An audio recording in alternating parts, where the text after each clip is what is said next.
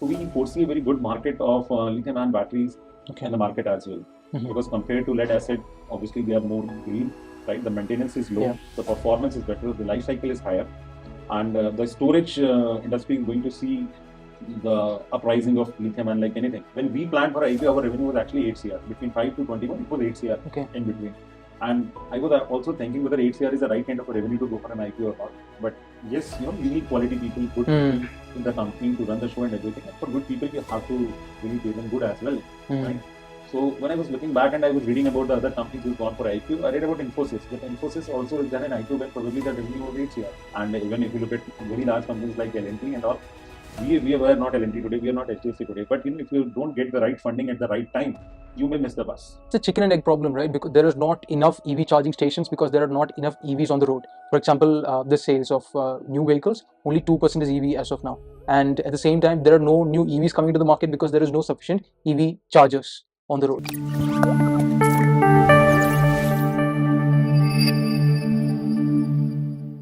Hi everyone. Today we are with Sungarner Energies. This is a recently listed company. It got listed in 2023 and they are into the renewable sector. Everything got to do with the green energy and renewable sector, they are in it. And they are mainly in the green energy sector, they're mainly into solar. And let's hear directly from the promoter, Mr. Sumit Tiwari, about the company and about the industry. Thank you very much, sir, for joining us. Thank you. Yes. Firstly, I wanted to ask you, so you started the company in 2015 and you listed within the next 8 years. Right. Okay. I want to understand, that's a very short span of time because it usually takes on average around 15 years for a company to get listed onto the main board. I know you're in the SME, but still like average it's around 12 years to list a company. So how was the journey from the beginning and how was your personal journey as well before the company? Right. So basically, the company started in 2015. Right. We started as a solar EPC company, and understanding the market requirements, being into the market, we understood the other requirements of the market as well, which were in terms of either projects or solar products as well, right? So, and we realized the different sectors of the market as well, Okay. which was like government sector, the retail sector, meeting all these requirements, and we had a really very good organic growth right from 2015 to till date. When we started initially for first year it was just 3 of us, then we were like 10 of us, then we were like 25 of us. Today we are more than 100 plus people in the company, right? And COVID gave us a very good time to introspect and see what is that we should plan for the company. That is where we actually decided to get into the retail institutional sector as well. Okay. And we took a strategic move of getting into the development of new generation products as well.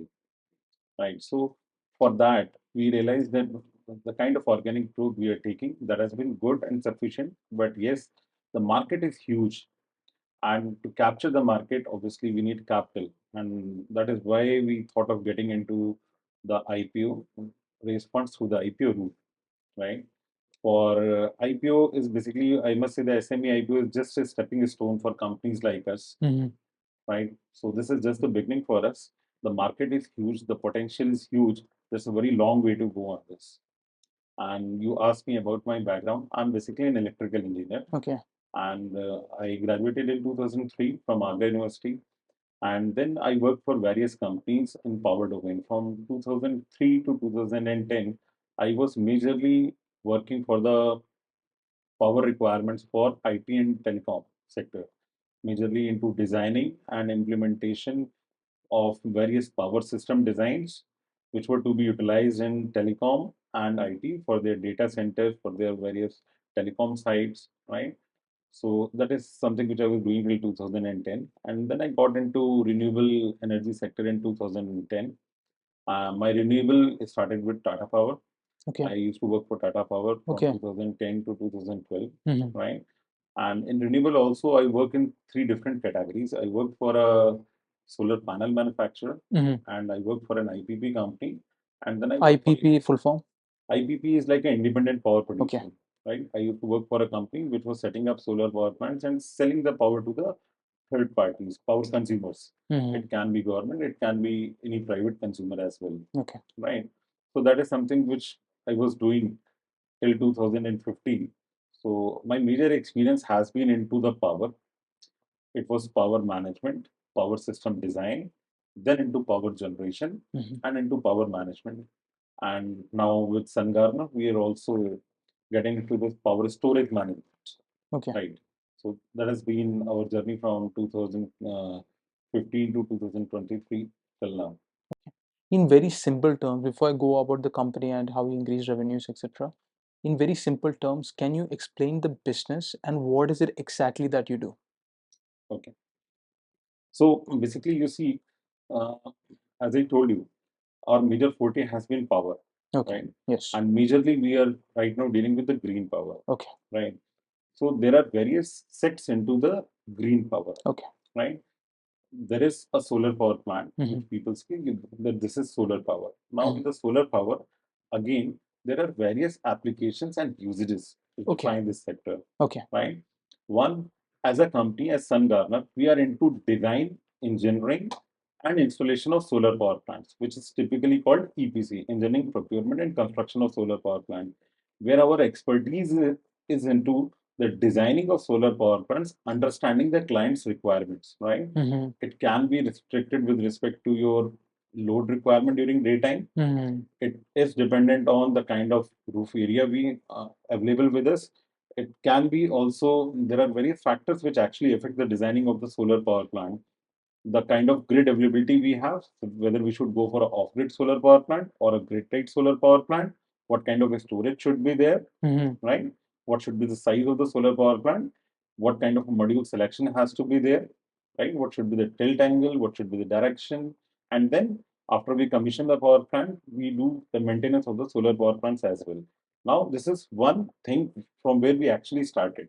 This is the EPC side. This is the EPC So side. to summarize, this EPC side where you started is first you design, let's say based on their environment, the requirement that they have and the size of area that they can install the solar panels in. You design what kind of solar panels and where to be sourced from, and you install it completely construction. And Yes. after the construction, you look after the operation and maintenance as well. Yes. That is the EPC. Yeah, Okay. that is the EPC section. Now, in the solar power plant, there are other things as well. The most important part is the solar panel, right? Then there are solar inverters, right? And in case you're going for a storage, then there are batteries as well. Okay. So gradually, we started as a solar EPC. Then we started manufacturing of solar inverters. Okay. Right? We manufacture solar inverters as well. We also manufacture batteries as well. Okay. We started with lead acid, and right now we are working upon lithium ion batteries as well. Okay. We have started a very small setup of lithium ion batteries in our facilities right now, and we are right now also executing some of the storage based projects which are based on lithium ion batteries, right? So these two things we are doing.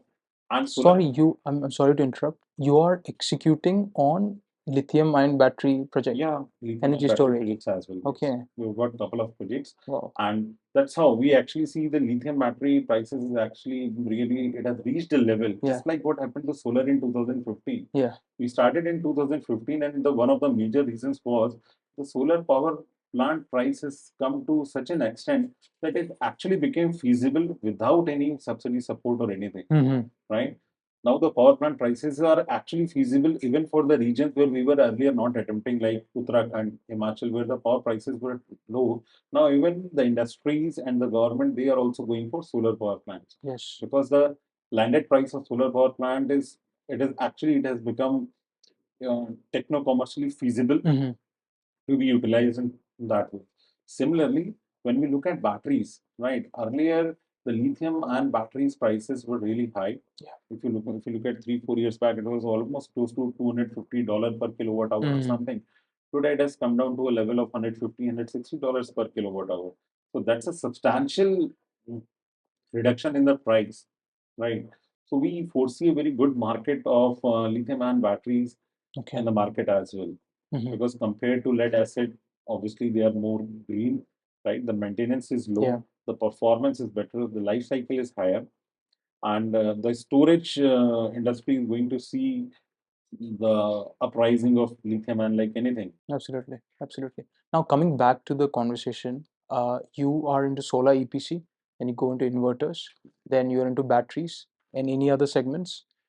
Yes, see, when we say solar inverters, we basically have in-house design engineering setup, right?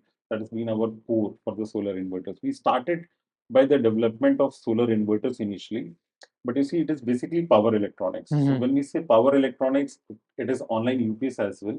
It is normal home inverters as well. It is EV chargers as well. It can be BMS as well, because the ultimate thing is electronics, right? The coding, the embedded programming, the PCB cards, the designing, all that stuff, right? So once you're there, you can keep on developing products within the same range of products, all related to power electronics. So we have an in-house R&D. So we will keep on developing products. We have developed solar inverters. We have developed online UPS systems. We are also right now prototype testing our EV chargers as well. Okay. Right.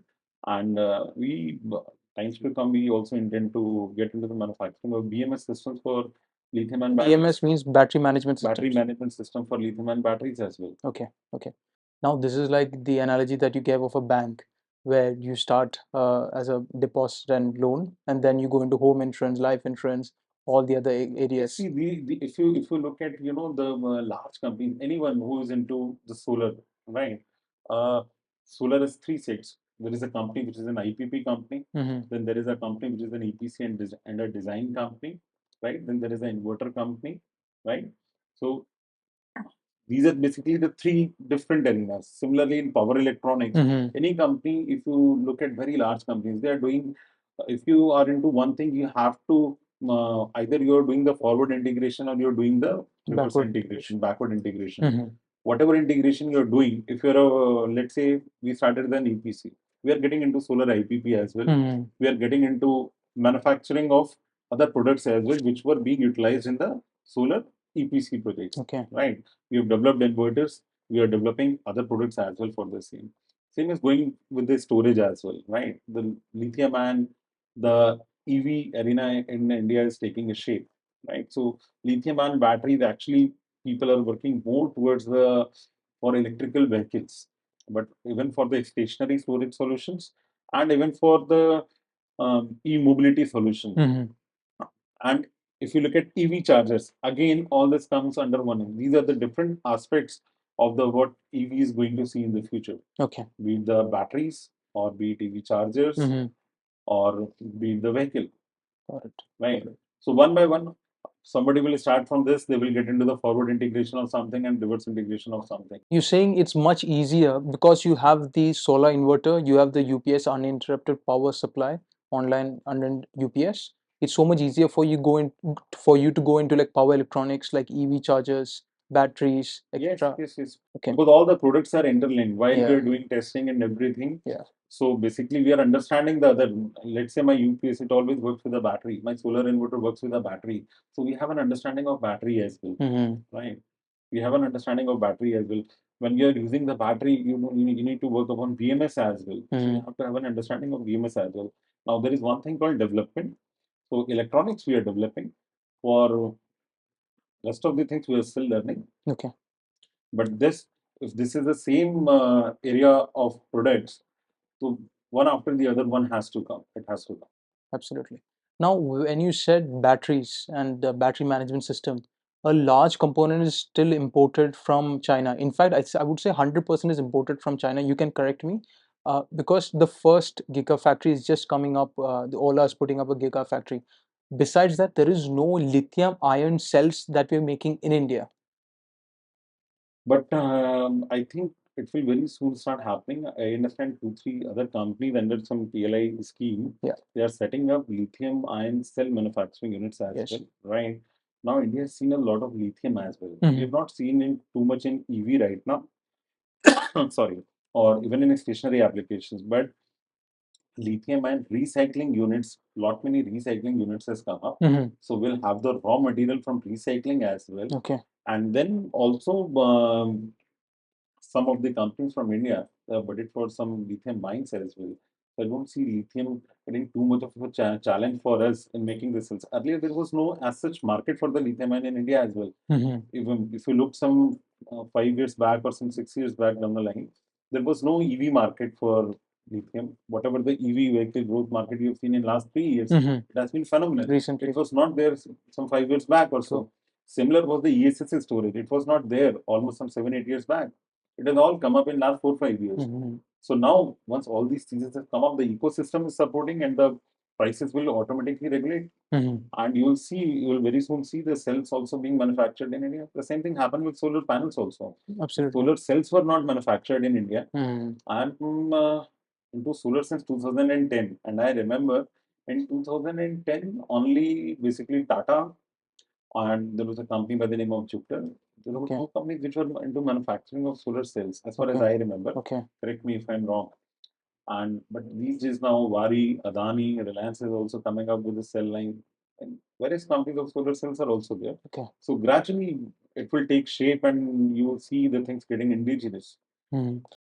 So the other two companies, I think, is Exide Industries and Amaraja Batteries. They're putting up large lithium gigafactories to manufacture the lithium ion cells.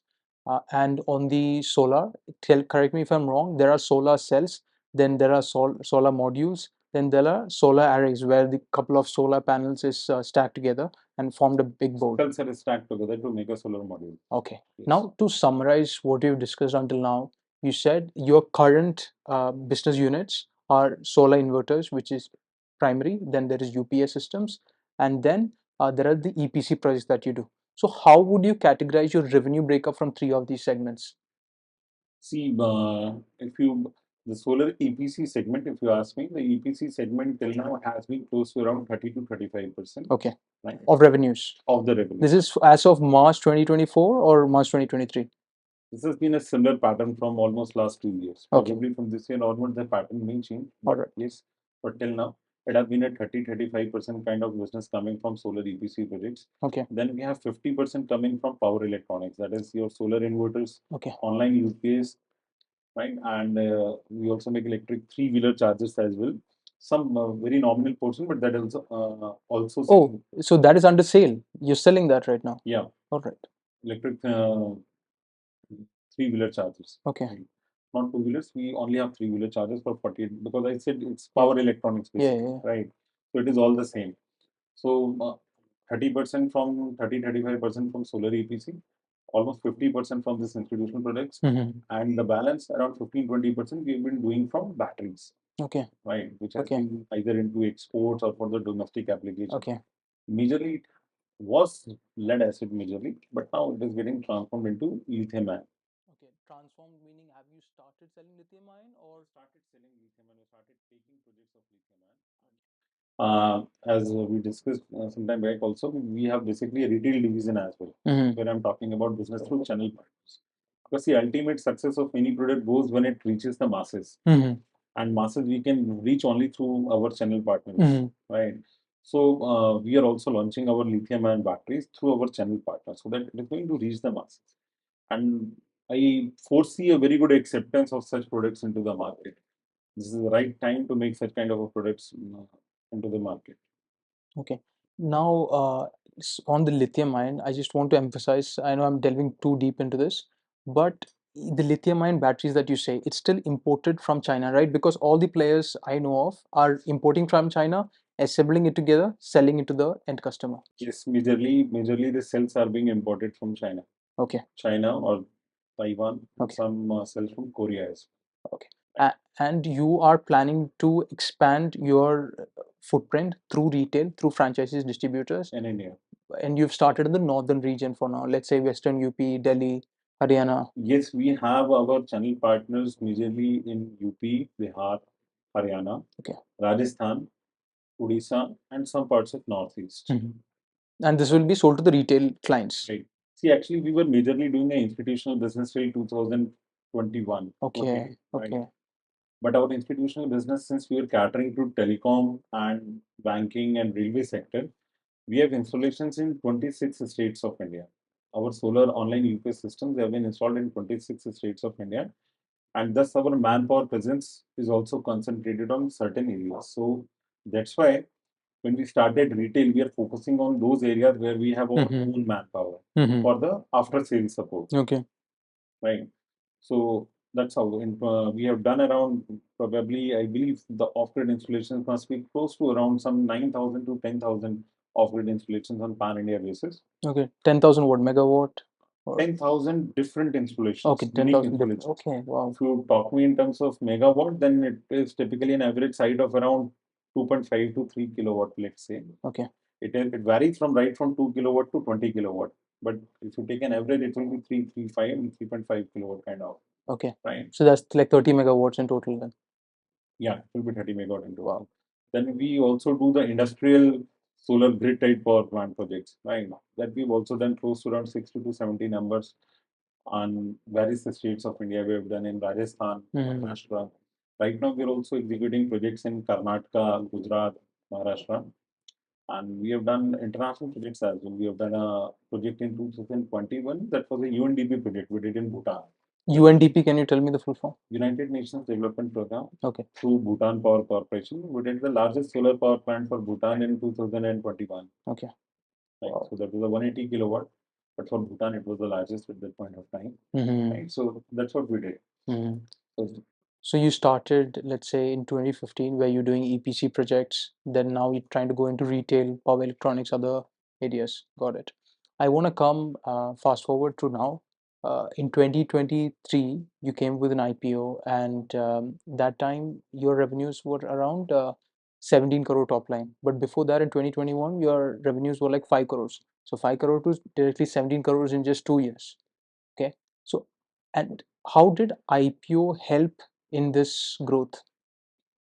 See, we are utilizing the IPO's money. Even right now, we are utilizing majority of the IPO's money. Some portion, major portion of it is a working capital, Okay. and then into the development of new products. Right. Likewise, we foresee a market of entire EV ecosystem coming in. We foresee a market of solar retail market coming in, right? So we have been developing products which are most likely few developments will be completed in another couple of months of time, right? And we'll be launching few products as well as solutions for our consumers for the EV ecosystem as well as the solar ecosystem. Now, this so how were you able to grow the? So how did IPO help you in scaling up? Meaning, you said working capital requirements. So were you able to see a direct impact in revenues? Were there like bottlenecks in, for example, capacity utilization? If you see that you were running at like 50-60%, but did that working capital improve your capacity utilization? Now you're able to clock better revenues. See, the working capital obviously helped us. Yeah. There is no doubt about it. Secondly, that what should I say? Basically, you get more recognized as well, Yeah. right? Being a listed company, you follow certain procedures, you follow certain guidelines of the NSC, of the market, right? And as a company, if you ask me, we become more responsible. When we started the company, it was a private limited company, entirely our capital and everything. We were only answerable to ourselves that time. Then you become answerable to your clients. Then you become answerable to your employees. Then you become answerable to your bankers. Now we are answerable to the public as well. The market is big. The company is growing, and listing has given us a significant. It has given us a limelight as well. Secondly, it has given them, there are certain avenues of raising more funds also. Let's say we want to get into the EV ecosystem, we want to expand our solar portfolio and everything. Then you can always, there is an opportunity to have access of funds. Okay. Right. So that is something how we look at our IPO. As I told you, we consider the IPO as a stepping stone for Sungarner Energy Limited. This is just the beginning of ours. So something off I don't know topic. whether you know this thing or not, because while we were going through our IPO, Yeah. I just read lot many companies who's done the IPO and about. Even though it's very late, because when we planned for IPO, our revenue was actually 8 CR. Between 5 to 21, it was 8 CR. Okay. In between. And I was also thinking whether 8 CR is the right kind of a revenue to go for an IPO or not. But yes, you need quality people, good people in the company to run the show and everything. And for good people, you have to really pay them good as well. Right? So when I was looking back and I was reading about the other companies who's gone for IPO, I read about Infosys. That Infosys also has done an IPO when probably the revenue was 8 CR. I didn't know this. Okay, I really didn't know this. I read about this. Maybe some figures could be here and there, but I realized probably 92, 93 they had a revenue of 8 CR and then they went for IPO. Probably 92's 8 CR is something very different from today's 8 CR. But if we needed at that point of money, there is no fun in holding the company unnecessarily, keeping, and limiting its growth. Company is actually always public.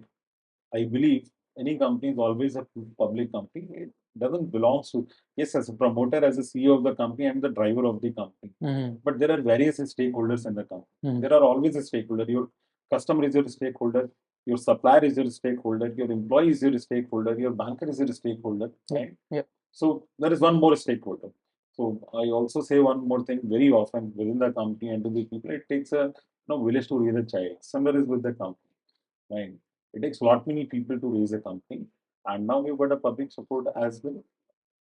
People have invested in us, right? They have shown their faith in us, and will not let anyone down. We'll keep on going. That was my first. That was my next question, but you answered it already. My question was going to be, why would you liquidate your stake? Because you had 85% prior listing, and now you have around 60, 61%. So I was going to ask you, why would you liquidate the company, your stake at a very early stage? Is important. Yeah. The company is important, right? And this is our podcast. I've seen podcasts of Mr. Deepak Parekh. Somebody was interviewing and asked him, he doesn't own too much of a stake in HDFC, right? And even if you look at very large companies like L&T and all, we were not L&T today, we are not HDFC today. But if you don't get the right funding at the right time, you may miss the bus, right? The company has to be large and big and stable. The company has to be large, big, and stable, right? Why should I only raise the company? I'm raising the company with the public, with the people of India, with people outside India, right? Why not then? Why should we should not miss the bus of keeping our holdings intact and doing this, that thing? I don't believe in that, right? If required, not unnecessary, shedding off your equity. But if you're raising the funds for the company, for the betterment of the company, for the people, ultimately, company is built by the society, right? I'm just the promoter. Yes, I came up with a vision or something, but then there are people within the organization, outside the organization, as our shareholders, within the organization, as my colleagues. There is support of lot many people. No, absolutely. To make the actually company this thing feasible. Now, once we are there into the market, once we are there into the market, everyone would like to be leader, right? If you are a leader, nobody asks you how much holding you have or how much holding you don't have. It is the company which is going to be the winner. True. There is absolutely two school of thought. One is in India, the average promoter holding is around 60%. At the same time, you take the largest companies in the world, based on the US, Apple, the promoter holding is very low. Microsoft, the FANG stocks, anything, promoter holding is very low. Even Infosys, the promoter holding is like 15%, 16%. That's it. You're absolutely right. There are two school of thought. Absolutely agree with you. Now coming back to the market, the solar industry. Now what I can sense is that you're mostly into solar and you're trying to capitalize on that. Whether you did the IPO, it's to capitalize on that wave, right? Lithium, EV, it's to capitalize on that wave. Now, coming to solar, the entire industry size of the world in 2022 was around $100 billion. Now it is at $550 billion as of 2023, and this is a huge rise. Even the largest player in the solar industry in terms of capacity is China at like 400 gigawatt installed capacity. India in 2022, I don't know if many people know this, in 2022 it was around 65 gigawatts, but then we've added another 60 gigawatts just last 1 year, and now we are at 120, and we are the second largest player after China now. So, and now from 120 gigawatts where we are today, planning to go to 50 gigawatts in 2020, in 2030 or 2027, not entirely sure. So it's a huge jump. So in this huge jump, where does Sungarner fit in exactly, and what value would you be adding? Right. So as I told you, basically when we look at the solar market has three basic verticals to work upon. One is an IPP vertical where we become the power demand. First, I'll start with power. Please understand how the solar power market is growing and why will it grow, right? any developing country, or a developed nation, there's a huge energy per capita requirement. Cool. India is growing rapidly, right? So, basically the people are spending on, the appliances and everything. So their power consumption is going to go high. Government is also working towards it, bringing in, various policies like Kusum Yojana and everything. They're trying basically to sustain through the renewable mode. Okay. Right? Instead of increasing the coal capacity and other capacity, they're trying to bring in more of renewables. Or importing fossil fuels. Fuels and all that. Now, since we fall in that kind of the latitude longitude also supports us in terms of solar power generation.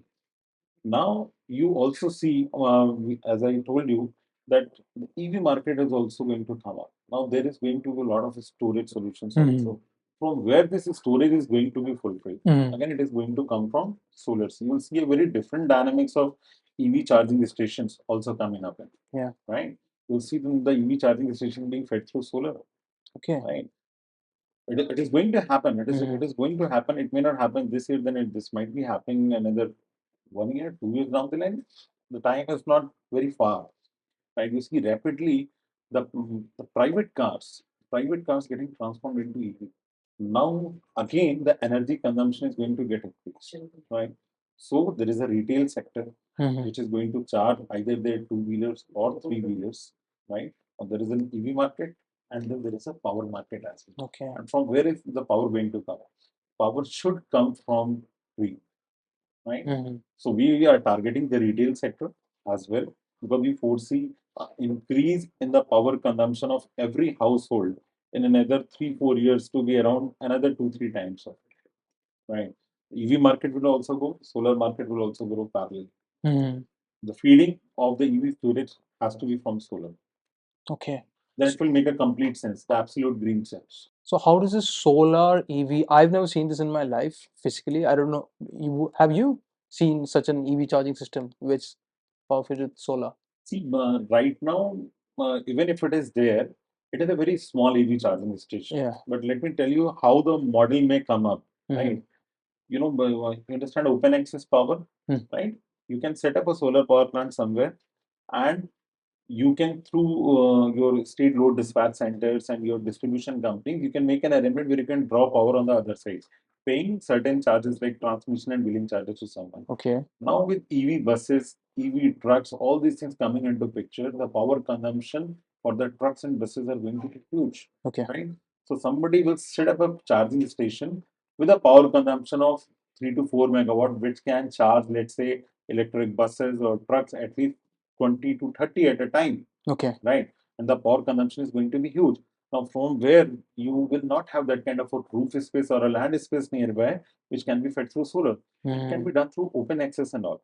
Okay, open access. Open access. You mean you have a solar park somewhere far away? Somewhere. You pay for the transmission and set up a transportation. charging station, and I buy power from, I said, any IPP company I can buy, or I can set up my own power plant as well. Got it. It will make an absolute sense.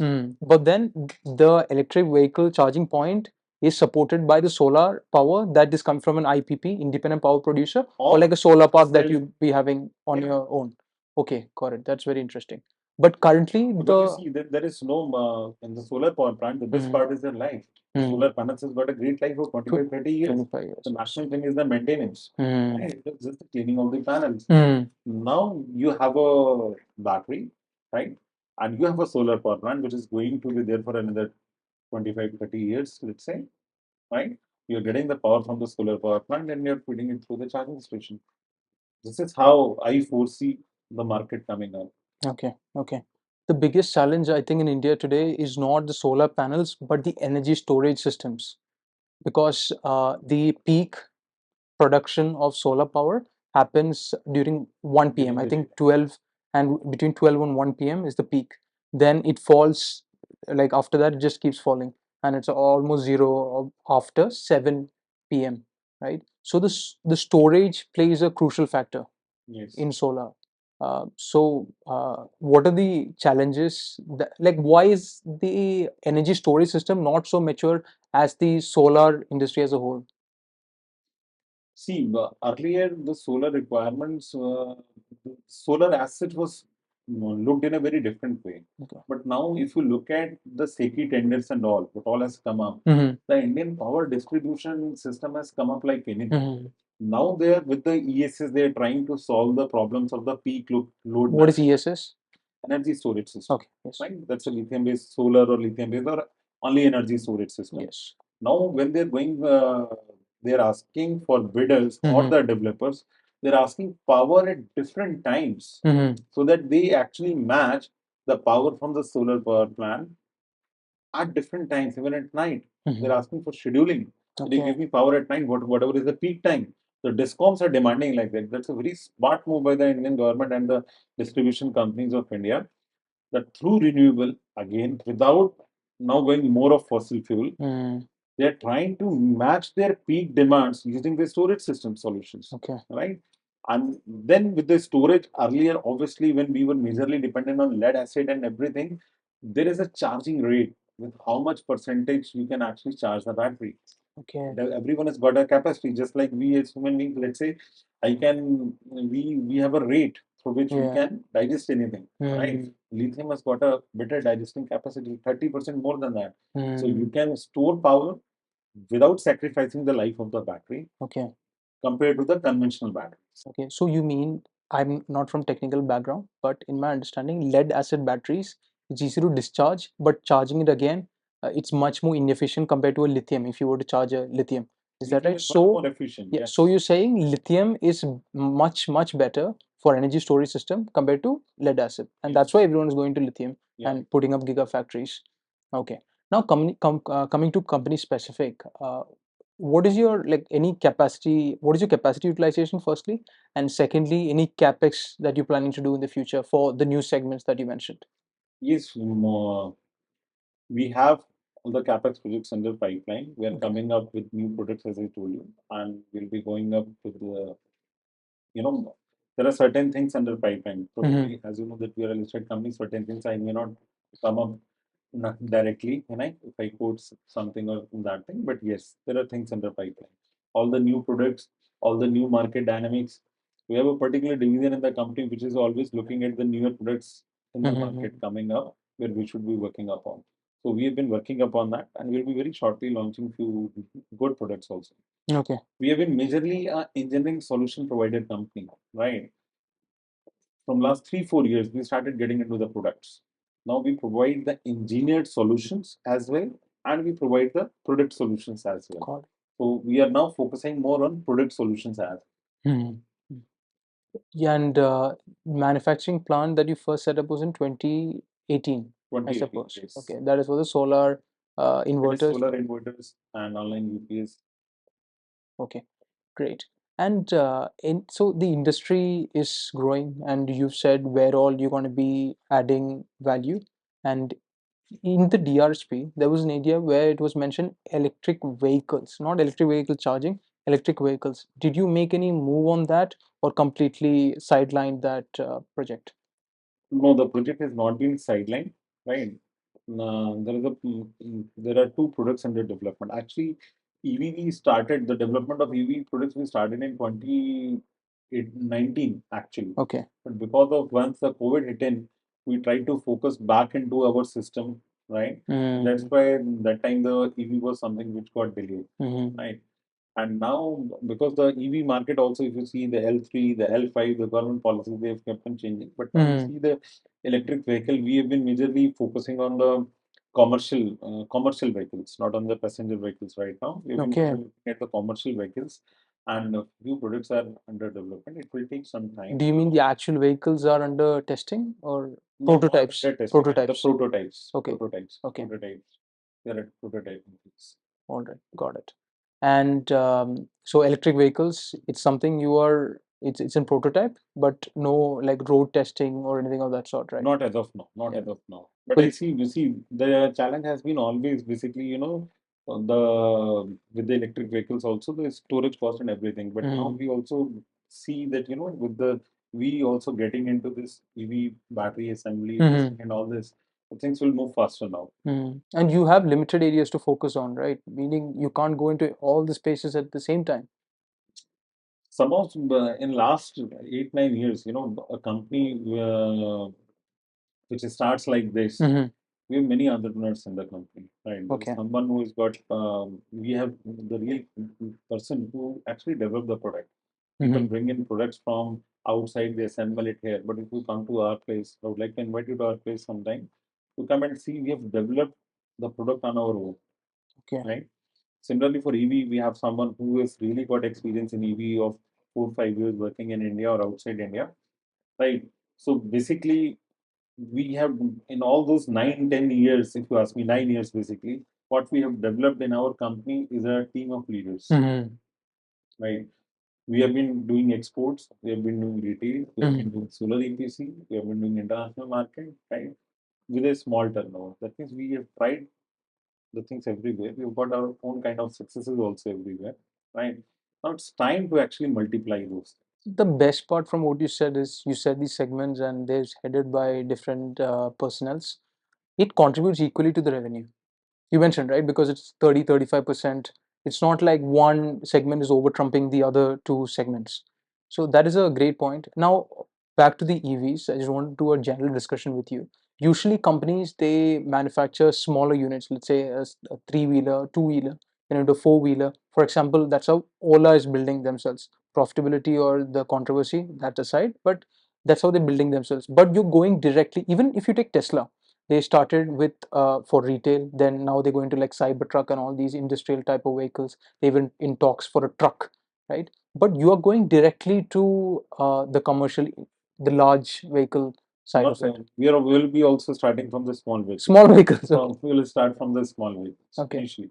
Okay. Yes, large vehicle is also in mind, right? Large vehicle is also in mind. We work on that subject as well, but right now we do not have, uh, I must say, the exact focus Mm-hmm.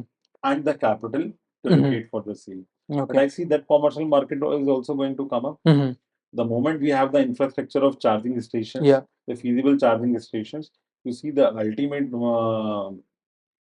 the big time diesel guzzlers are the large commercial vehicles itself. Absolutely. The moment we have the right kind of batteries, we have the right Mm-hmm. kind of charging infra development all across the country, Mm-hmm. you'll see very soon that at certain routes, the commercial vehicles will start flying. No, absolutely. If you develop, let's say we have this thing from Noida to Lucknow or Delhi to Lucknow, Mm-hmm. there is an expressway, and if there are adequate charging stations, Mm-hmm. at least for certain fixed routes, people will start adopting solar, EV EV. based, EV based vehicles, Mm-hmm. the commercial vehicles also. It's a chicken and egg problem, right? Because there is not enough EV charging stations because there are not enough EVs on the road. For example, the sales of new vehicles, only 2% is EV as of now. And at the same time, there are no new EVs coming into the market because there is no sufficient EV chargers on the See, road. there has been a hitch, I believe, also, among the people, even for myself, I must say, I was not very comfortable thinking of buying an EV. But I'm Okay. planning to now buy an EV, not planning, in fact, I'm buying an EV very soon. I drove an EV and it was like, a fabulous drive. Mm-hmm. And now I've also, since then, I've kept this thing in my mind. I'm just seeing the charging stations everywhere, Mm-hmm. right?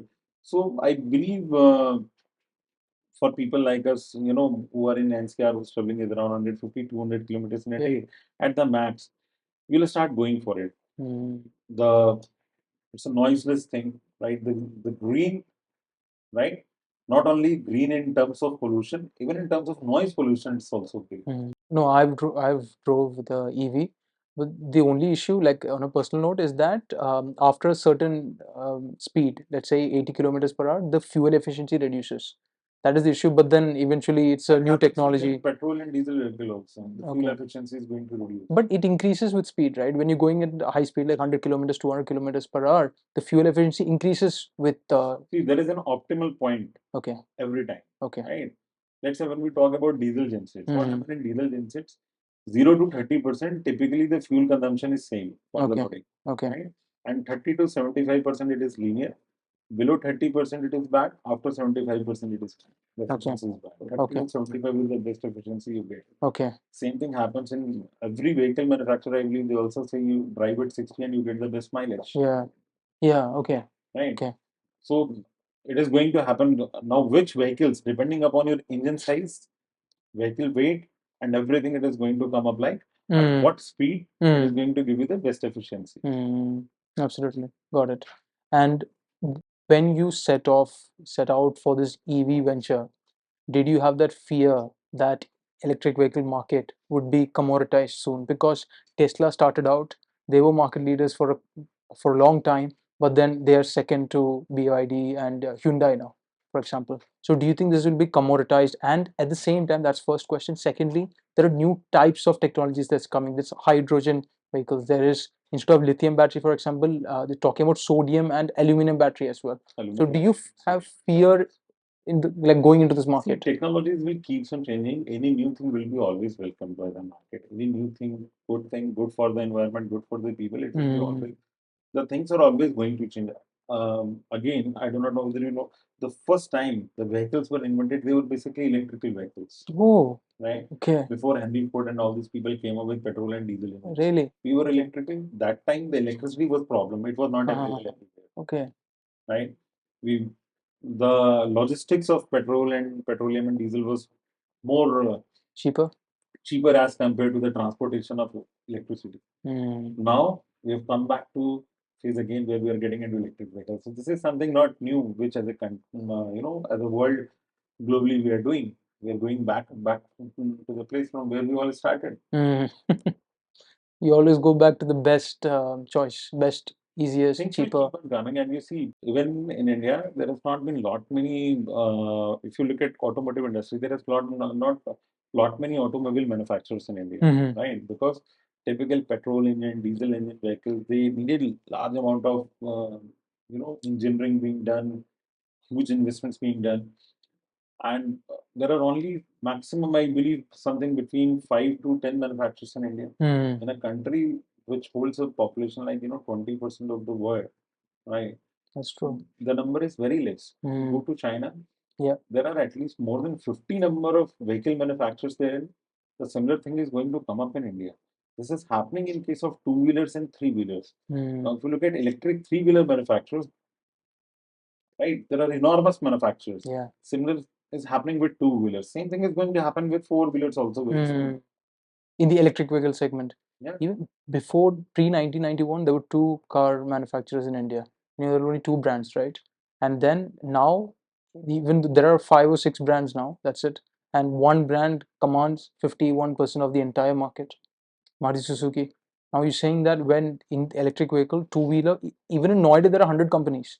Meaning, I know that they would be just buying components from China and putting up together and selling the unit, but there are 100 manufacturers in. But once you have China. 100 manufacturers in India, gradually you will see what will happen. The engine, Yeah. the motor, the other things, the manufacturer will itself, they will come up in India as well. They may need not to import the things outside India, or maybe from any other country. India will also, because India has also got a manufacturing capability. We needed the market. Now the market is there.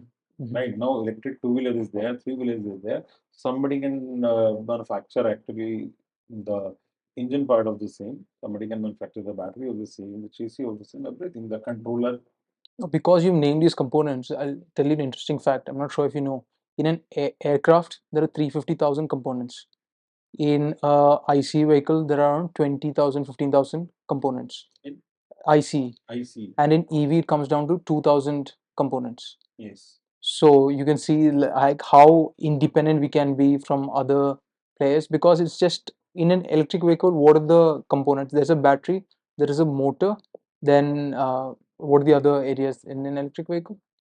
See, the other is basically your chassis, your Yeah. tires, Yeah. your wire harness, and all the systems. See, it's not too big and too clumsy. You will see next 10 years, even in EV, even for passenger cars and other things, the vehicle manufacturers, even for large vehicles, will also come up like anything.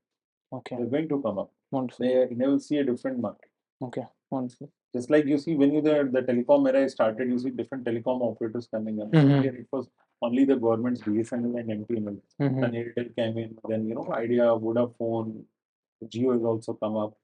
Similar thing is going to happen in this sector as well.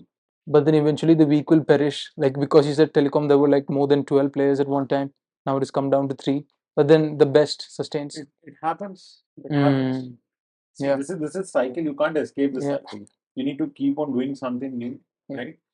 And if you have to be there, you have to be there in, you become either be in the top three of the players in the market, or you can survive and sustain. Great, great.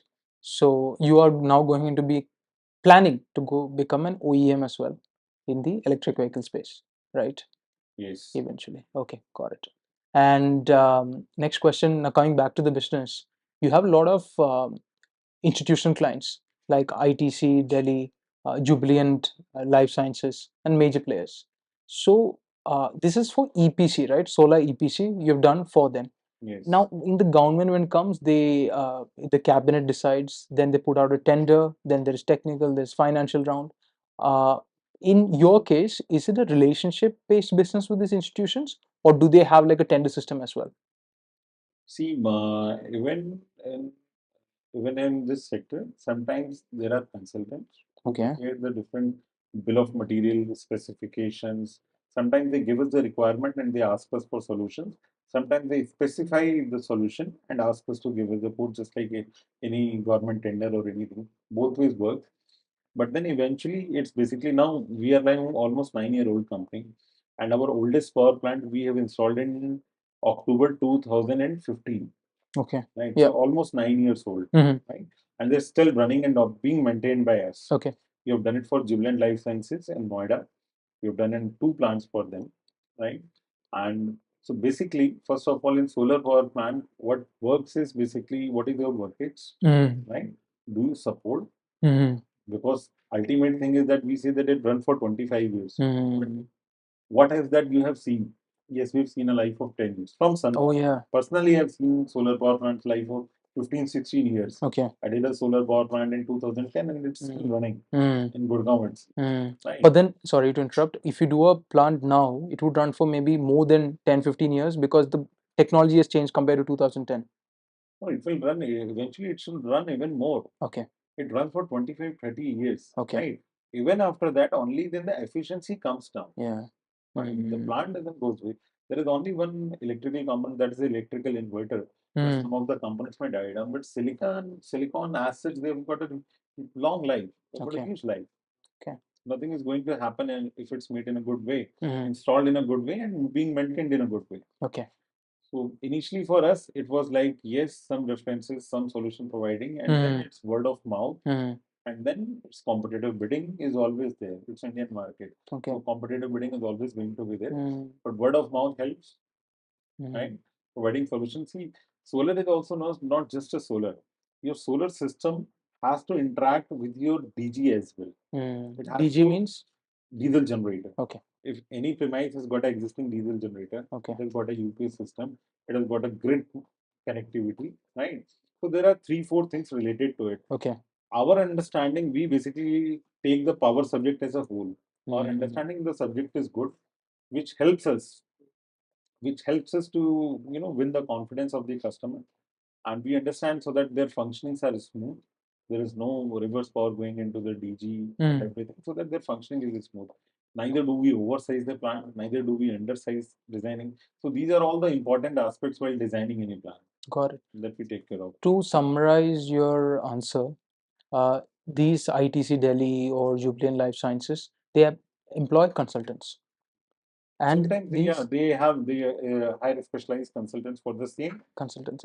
And these consultants will analyze you based on your competency. Competency is based off the previous projects that you have done, how long has been the first plant running, the first project running, and of course the cost element of it, because there will be rival bidders as well in the markets. Yes. Is this correct? Yeah. And this is how you win? That's okay. Now, like, if because you are recently listed company and you're on the SME category, there is no financials as such for us to study. So what is March 2023, what is your revenues and margins? March 23, we have closed something around 17.6, 17.5 here. Okay. And margins would be? Close to around 5 to 6%. 5 to 6%. And has this increased in the most recent year? See, we are at a stage where we are growing Okay. right now, right? I'll not be speaking directly on the margins or on the revenue on the forum right now. But yes, see, we are on a growing trend. We're on a growing trend, and 24, 25, this is going to be a good one. That's what we can see. We'll be coming up with various new products, new strategies, right? And new avenues we are coming up with. We are getting ourselves into the, I said, the forward integration and the reverse integration. We are doing both at this point of time. Yeah. Now, as a final, I should have asked this in the beginning, but can you explain the cycle? Like the sun ray hits the solar panel, the cells, the energy is called DC energy, direct current. Yeah. Then where does your solar inverter come into play, battery come into play? Can you run through the whole chain from the sun to the lighting of a bulb?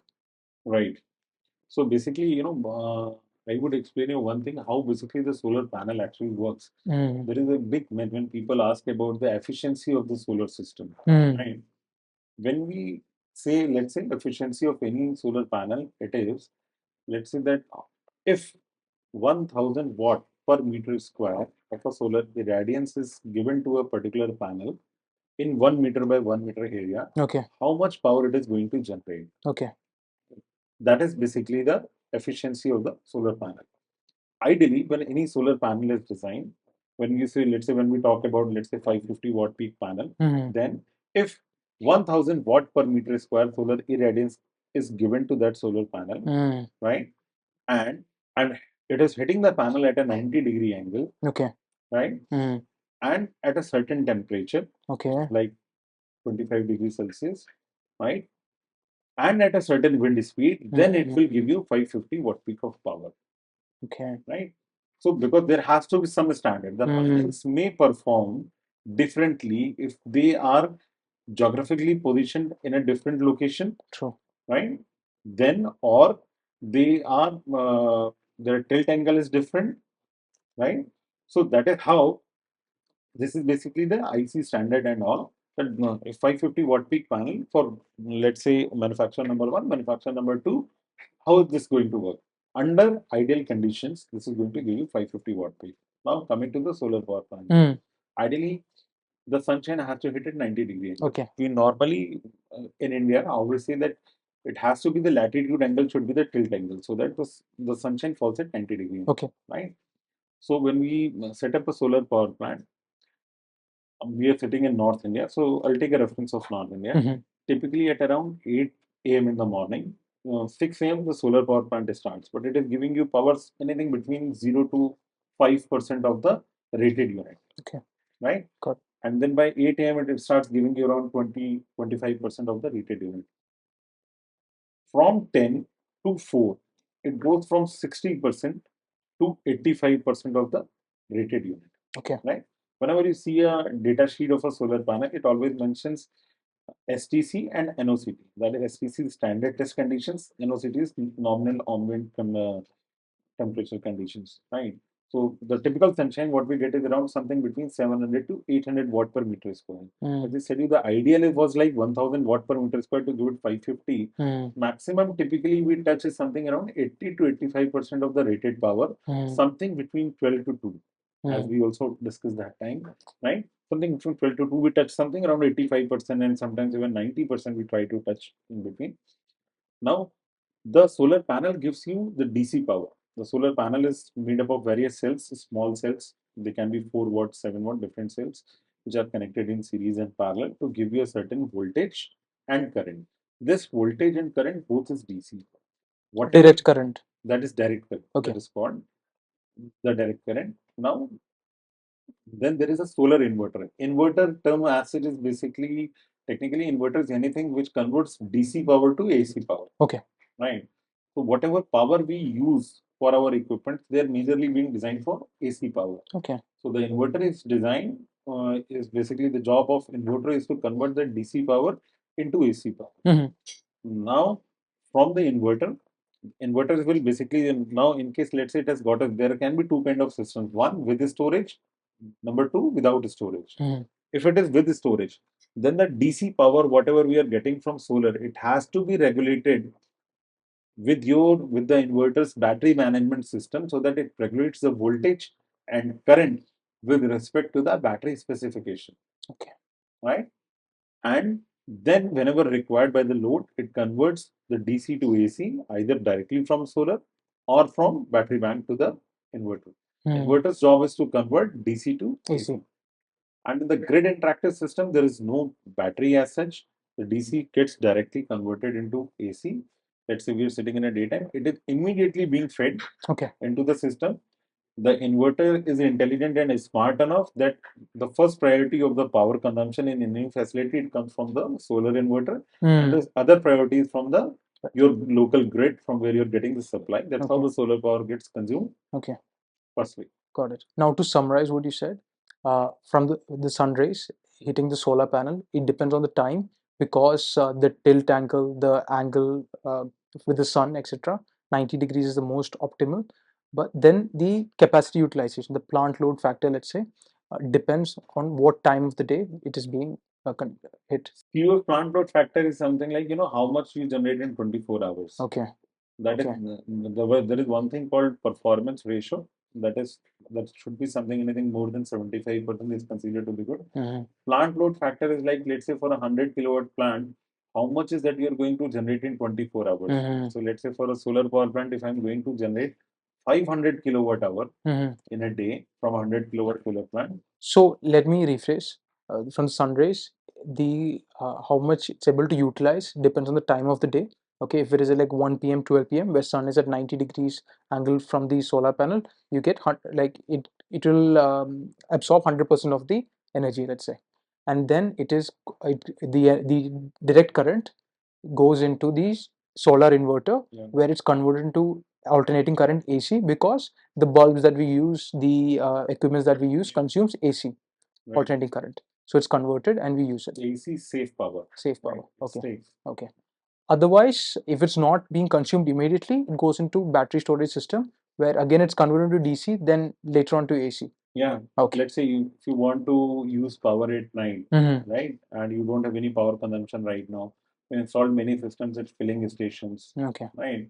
Where sometimes they don't have any daytime consumption, but nighttime there is a customer and they're at very remote locations. So they store the energy in the storage systems and then they draw power whenever they need. Okay, got it. Also, coming into about the financials of the company as the last bit of the interview, any forward guidance you would like to give for like March 2024 that we just closed or March 2025? Because you're doing a lot of projects. Yes. So basically, as I told you, right, we have just started. Okay. We've just started. So initial for first few years, the growth is going to be huge unless we get settled up. The market is huge. Yeah. And whatever we have been doing till date has been a very teeny mini kind of a thing. We see a kind of a growth of around, let's say, 40-50% for another next 2-3 years to come. We should be growing at that rate. Okay. I personally believe that. And of our side, any company, it's not only for us, for any company, they should grow at a 50 to 100% kind of a rate. So do you plan to like, I won't hold you to it, but do you plan to like double your revenues in the next 2 years? Yes, for sure. Okay. Okay. And better margins, like above 6%, can we expect? Yes. Because efficiency kicks in, right? Your working capital, your capacity. Yes. Okay. Okay. We are right now exactly sitting at that angle only, where where we just need to increase our efficiency. We are there with everything. We just need to improve our efficiency. Okay. So you've got everything set up, but now it's just leveraging it now. Yeah, leveraging it. Got it. And any debt you have? Yes, we have bank debts as well. Okay. Bank debt will be always there for working capital. Yeah. See, industry, if your business keeps on increasing, it has to be at least for first few years, right? For any businesses, before going exactly debt free, it will take some time. Right. Okay. The market is huge. Today we are doing only close to around March 23. We told you we were close to around 2.5 to $3 million USD. That was our revenue. The market stands in $1 billion. So where are we right now? Right. We have a very long way to go. So that is the financial system basically. Be it equity, be it debt, it's a financial system you require it. One should have a product, one should have a market, yeah, one should have people who can deliver the product from the company to the market. That's the sense. Great. So, sir, all the best, and it was great interacting with you. There are many companies in the green energy sector, more companies coming up, but I think yours is one of the most unheard of company because you're just coming up now, right? And so wish you all the best and thank you very much for your time. Thank you. Thank you, Thank you sir. very much. Thanks.